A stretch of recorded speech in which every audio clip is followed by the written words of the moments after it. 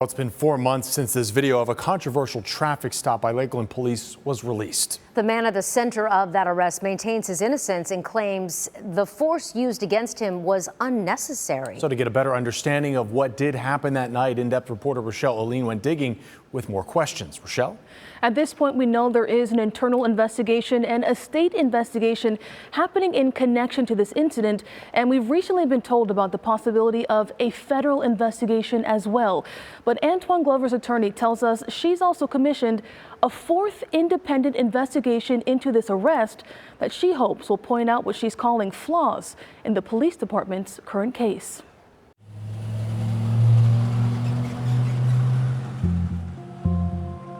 Three officers are still on leave. My dad is on the floor. Do not hit him. And one man is facing several charges. Hey, stop punching my dad! Months after this encounter with Lakeland police on December 18th, 2022. I sat in the back of the police car and I cried. And I just thank God that they didn't kill me that night.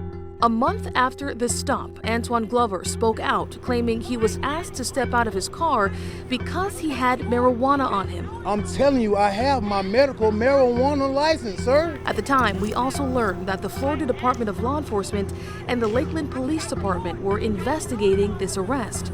But in the months since, we haven't heard much about the status of this case. My name is Sarah Jones. I'm a criminal defense attorney. So we went to speak to Glover's attorney. And I just kept thinking somebody has to help him. Glover is facing charges of resisting arrest, possession of marijuana, and battery on an officer.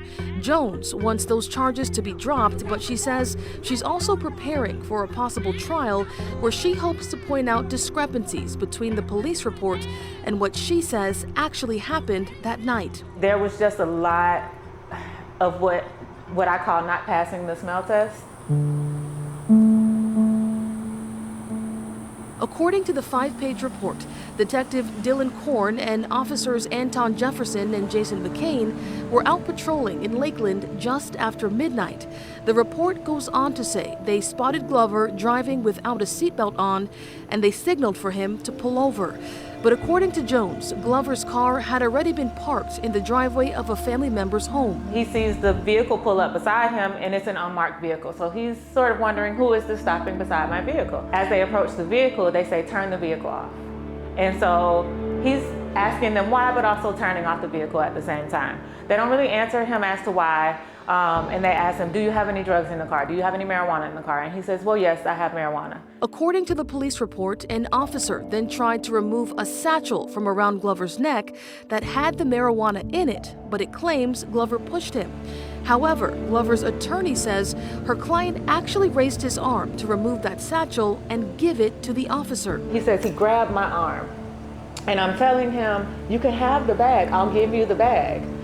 But the officer is sort of pushing him along the car. They're like sliding down the side of the car until he gets him on the ground. That's roughly the time that this video starts. Hey, stop punching my dad! And for Jones, this moment in particular shows the officers are at fault in this case. His hands are up, back, showing, hey, I'm surrendering, I'm not fighting you. And you see an officer just come punch him in the face. We showed this video to an independent policing expert and forensics professor at Florida Gulf Coast University, and he says that moment also caught his attention. What struck me is watching one officer take his fist and pound this gentleman in the head. And usually when that happens like that, boom, boom, boom, boom, is that type of reaction is due to anger. Dr. David Thomas tells us the police report left him with questions such as why the punches weren't included in the write-up. Well, if you hit somebody and you use force, and that level of force, and even on the force, it's on the force continuum. So that means that you should detail why you did. It's also a detail that the Lakeland Police Department's protective action policy asks officers to document in their reports. Without body camera footage and with two conflicting sides of the story, Dr. Thomas says investigators will have to rely heavily on internal interviews and the cell phone video to determine if this stop should have happened in the first place and if this use of force was appropriate. It takes another supervisor, it takes internal affairs to be able to look at an incident and say, yep, this was reasonable and fair for the confrontation, considering what the encounter was. But for Jones, the only reasonable thing in this case would be for the officers involved to be facing charges instead. I think there has to be something that says, in order to really, really, really have great policing, everybody has to be held accountable. Now, because of their active investigation, Lakeland police told us they couldn't comment on the case, and the local police union didn't respond to our request for comment, so we went digging into the personnel records of the officers involved to see if they could shed some light on things.